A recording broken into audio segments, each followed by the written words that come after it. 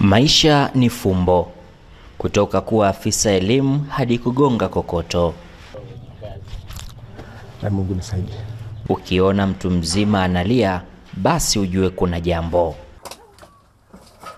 Ndoto zake ni kama zimeyeyuka mithili ya mshumaa kwenye kimbunga. Miguu yote imekatwa juu ya magoti. Nilikuwa naelekea maeneo ya benki ya NMB.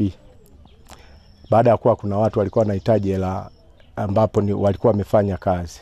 Sasa waliniambia kwamba wanahitaji hela. Basi nilitokea hapa nyumbani, na hapa nyumbani nilikuwa na kunywa juice aina ya embe, nilifunikia kwenye glasi ambayo nilikuwa nimeandaliwa na mke wangu.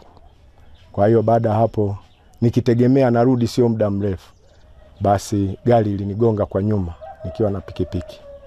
Lakini katika mazingira ambayo yalikuwa kidogo yana utata, ambapo ile gari nilikuja kuiona tu baadaye baada ya kuonekana walipokata mguu moja ikaonekana hali bado inakuwa sio nzuri. Kwa hiyo nilitakiwa nihamishiwe hospitali ya Rufaa Muhimbili, Dar es Salaam. Nikakatwa mguu ule wa pili, lakini na ule mwingine nikakatwa tena. Kwa hiyo kwa mara nyingine naweza nikasema nilikatwa tena siku hiyo miguu yote kwa wakati mmoja, siku moja hiyo tena.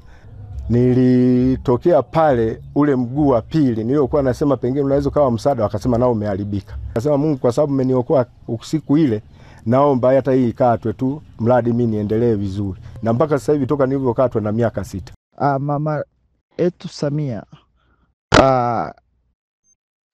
mzalendo namba 1, kiongozi wetu mkuu, kimbilio la wanyonge. Nimekutana na klipu hii. Klipu hii imenitoa machozi kwa sababu kwanza ninajua mchango mkubwa wa walimu katika maisha yetu haya. Walimu wamesomesha maraisi, wamesomesha viongozi, wamesomesha viongozi wakubwa hata wa dini, mapasta na maaskofu. Watu wengi wamepitia mikononi mwao, wanasheria. Kwa hiyo hawa ni walezi wa nchi, ni walezi wa dunia. Nimesikitika sana kumwona afisa elimu ambaye alikatwa miguu baada ya kupata ajali akiwa kazini, na kujikuta sasa anafanya kazi ya kuponda kokoto na mazingira haya. Mamangu Samia, ninakuomba umfuatilie mtu huyu. Kama kazi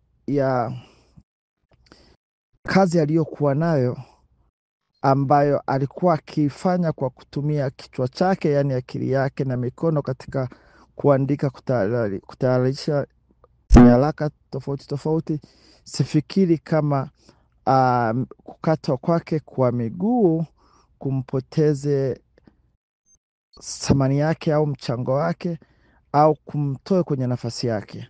Mama Samia, nimemuona huyu mtu, mimi kama mzalendo Mtanzania nimeumia sana. Mama Samia, najua una mambo mengi na vitu vingi havikufikii, uyaoni mambo mengi yaliyoko mitaani kwetu. Mama Samia, naomba umwangalie huyu mtu, afisa elimu, kwa jicho jingine la 3, kwa sababu ni mtu ambaye amekata tamaa. Mrudishie imani ya kuendelea kuishi. Naamini unaweza, Mama Samia. Nimeona mambo mengi ukifanya, nimeona watu wengi ukiwasaidia, lakini huyu awe naye katika watu ambao wamepata mchango wa direct kutoka kwako. Asante mamangu. Kidumu Chama cha Mapinduzi, udumu sana.